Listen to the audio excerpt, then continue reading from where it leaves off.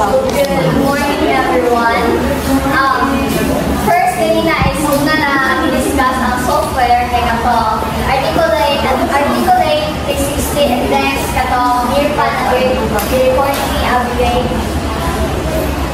So, ikatulo na itong mga software karon kay ang Ludus One is an innovative platform designed to enhance learning and engagement through gamification and interactive experience. So, kani siya nga Ludus One is kanang maka-enhance siya o more interactive doon kapag buwat sa mga platform real na software. So, karon makita na ito ni karon kung saan siya pag step by step pag-imo or magamit na ito Ludus One. So, step 1 is kaya na mag-search ta, magpamatuta sa kanang website doon. I-search na na to ang Ludus One. So, na yung gawas, but ang inyong piligon nga kanang dagano ko siya kung gawas abot na ito. Logo niya, lalaki news lang. But same lang pangalan, pero hindi siya.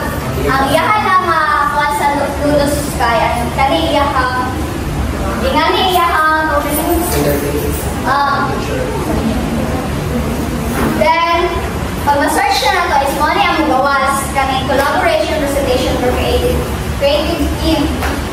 Tapos, pag mag-isip na ito, di ba,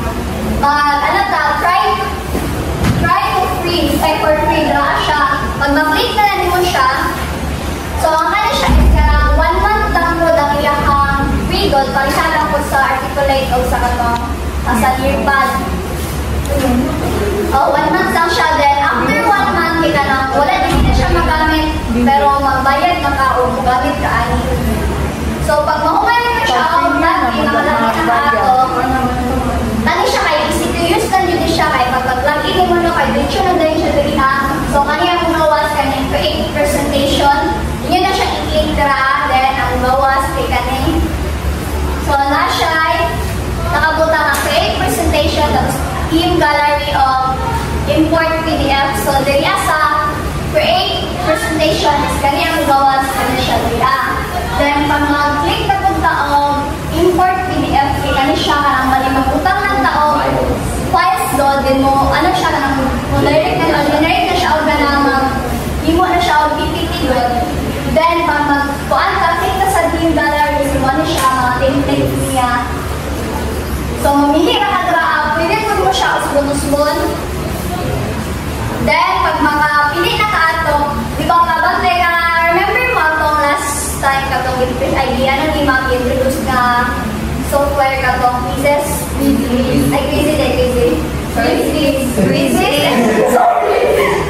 So, kato siya, kariya-kariya na siya, ano ba, nakalayan ng iya is ka ng, dili na siya need of ka ng code. Di ba, nato siya join. Ang kanila kaya ng teacher lang ang mag-present at dili makasulod ang student. Pero mga imo ka ng presentation parihaan ng nasa PPT na to ang ginagamit ng PowerPoint.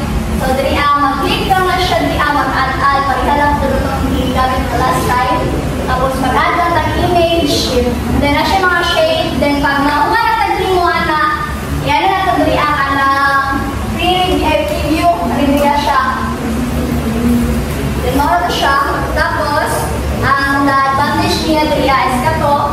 So, gingon ang ganina is karang na siya free nga 1 month lang. Then, naman makabayad na ka na, magurot na siya. Kani ay mo gusto talaga ipakita sa inyo sa paggamit, pero sobra 1 month na mong nilod yan. Like before. Tapos, kani siya kay karang kuan ko na siya, makaanap ko siya mga style mo, gusto ni dito makabutan siya dito Then, ang disadvantage niya ito, parihay lang ang per ganina kay kanang need siya access ka internet, dun siya kay